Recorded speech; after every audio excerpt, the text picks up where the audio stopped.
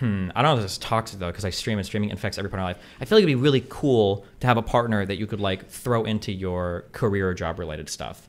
Like if you had like a politically active or motivated partner and you're like fighting on stream about some shit or whatever, and they're like in the background and they're like, I don't agree with this, and they like hop on and you like have like an argument or a discussion about it or whatever. Like that would be really cool, I think. I don't think you'd like that. You don't think so? I think I'd love that. I think it'd be super because fun. like you'd hit them with a gotcha. Anything else? Because like they say some boring that you didn't like. I feel like that'd be a source of frustration. Especially like I don't care because like I'm not that attached to you that way. If I was your partner and you hit me with that, yo, gotcha, anything else, I'm like, yo, I want to kill this man. He not getting BJ's for a few weeks. Okay, people Pause. always assume that's a really rude thing. It's just because it's a meme on stream. But like, what else are you supposed to say when you end a conversation? Well, thanks for chatting. Like, anything I say is going to become a fucking meme. I don't think it's bad when you say it. My whole point is you can see the other person on the other side is just like, oh, this, you like, I like talking to you. And you're just like, gotcha. Well, it's because the conversation else? is wound down. We're at a natural end. Yeah. Another important quality though is, and I brought this up. Can I ask you? Imagine it. Okay. Yeah. Imagine you're on a date with a girl, and she's talking to you. Okay, and you guys finish a topic. She just got done talking about her day, and you hit her with the gotcha. Anything else? How do you think she would? Obviously, that'd be really rude, and it would be like walking out. Yeah, and it's not that different with people you're talking to in conversations.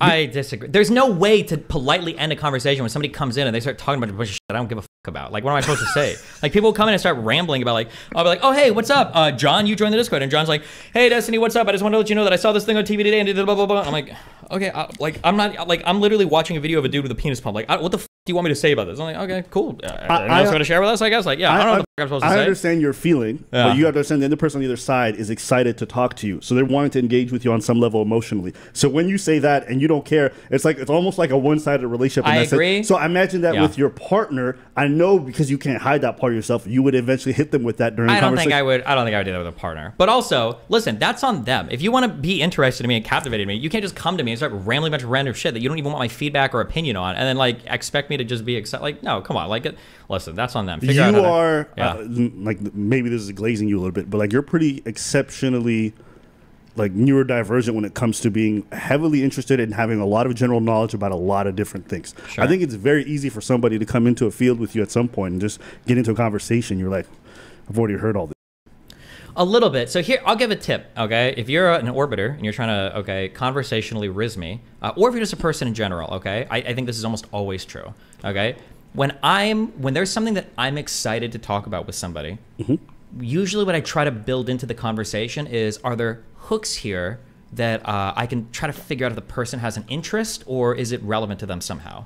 I think I would kill myself if there was like a girl or even a guy that I'm just like chatting recreationally with, and I'm like, hey dude, what's up? So today I learned all of these things about ADHD drugs, and I really think that it's really cool that like amphetamines versus methylphenidate do the blah blah blah blah blah blah blah blah blah blah blah for like 2 minutes, and then at the end I'm like, yeah, people do this to me, and it's like, I don't know what the fuck I'm supposed to say. Like, why not ask me a question or relate this back to my life or find a hook where it's like, oh, have you heard of this or do you have an opinion about this? But then it's like, oh, okay, cool, I can engage. But a lot of people will just come on, and even my orbiters do this sometimes, or people will jump into my Discord and they just like dump.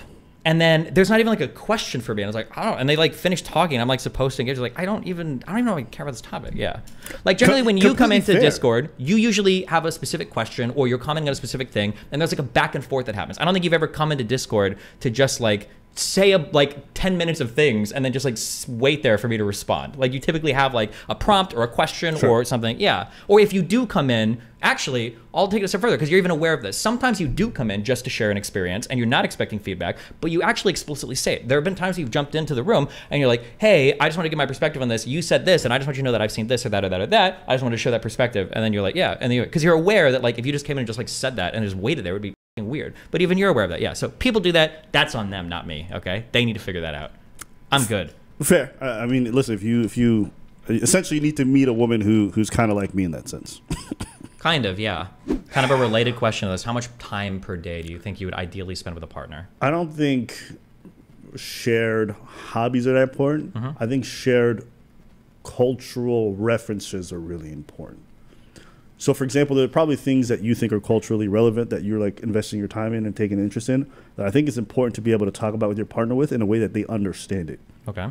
To be honest with you, like I remember this is the last person I saw, but she like knew a lot about the streamer world, even though she wasn't involved in it or like didn't she like knew about certain things. And so for me, it was kind of refreshing when I was like doing research for a topic and I could talk to her about it because she always already in the know about things. Yeah. And especially, I don't know if you're like this.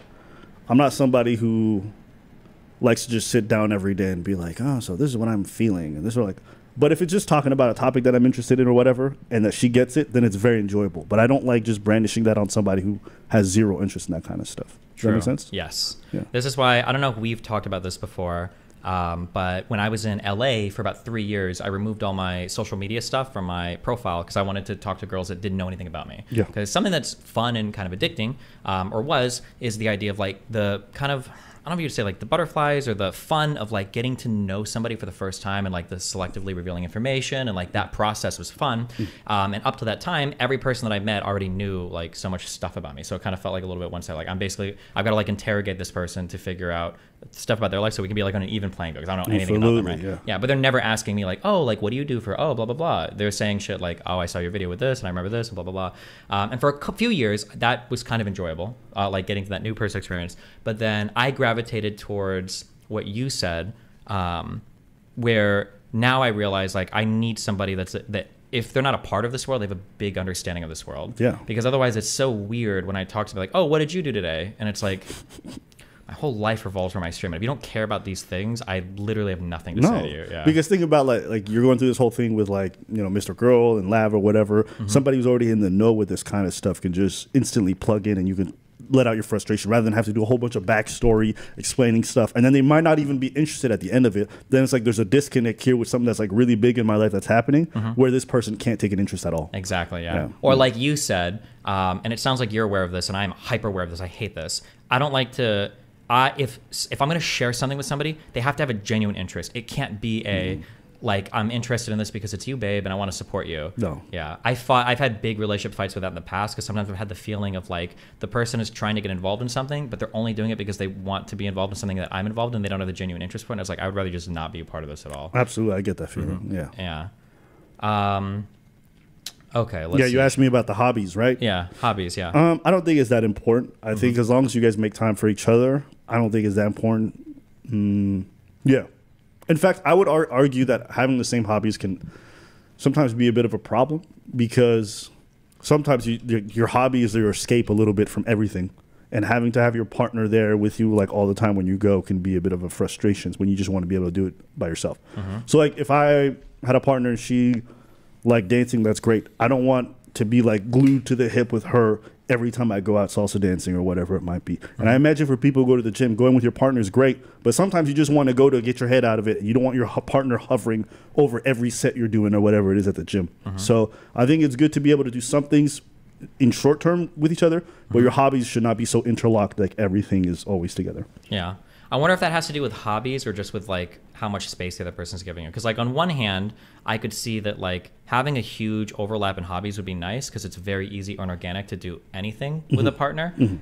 But I'm wondering if that's good as long as the other partner knows when to like give you space. That would be the only thing that I worry about. Yeah. I know some people who don't take space and that works for them. Like, you know, you ever seen those couples who are like literally on each other all the time?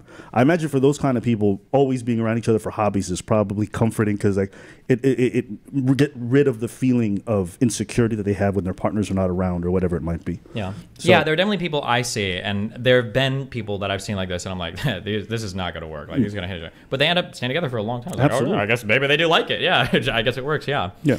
I mean, a lot of couples operate substantially differently. It's just like, what are your needs essentially? And whatever I need is going to be very different from somebody else. So just because it doesn't work for me doesn't mean it's not going to work for them.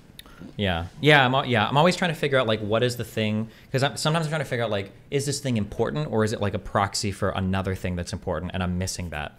One of the things when I think back to, so for like Melina, she had our hobby overlap is non-existent. She'd like totally different things. But first for me, I appreciated that. I thought it was cool to watch her go out and do things like sending me videos like jumping into like rapids or something. And like swimming through shit. I'm like, oh, that's pretty cool. It's cool that you have like a totally different set of interests than me. But then when it came time for her wanting to spend time with me, I'm like, okay, well, you're not going to play any games with me because you don't like League or anything I play. Obviously, we're not going to You guys go to the restaurants. Yeah, exactly. We go out to eat or watch a movie because like I don't really want to do a lot. Like I'll go out and like I'll hike once, or we'll go like water skiing or like there's shit. Like I can do things, but it's like in general like the hobby interest, because the overlap there is non-existent. Now that becomes like a huge problem. And then I wonder for future relationships, I'm like, would it be nice to be able to shout like, hey, you want to like hit the Rift and like ask a girlfriend like or a wife or like, do you want to like play a game or do something where it's like we have like a huge hobby overlap. Yeah. Hit the Rift. Yeah. I'm so mad at you for introducing me to League of Legends because I got into it and then I like lost so much time of my life during the pandemic. I'm sorry. It's okay. I still watch esports. Like I'm always following fucking Rift because of you. But yeah, hit the Rift. Keep going.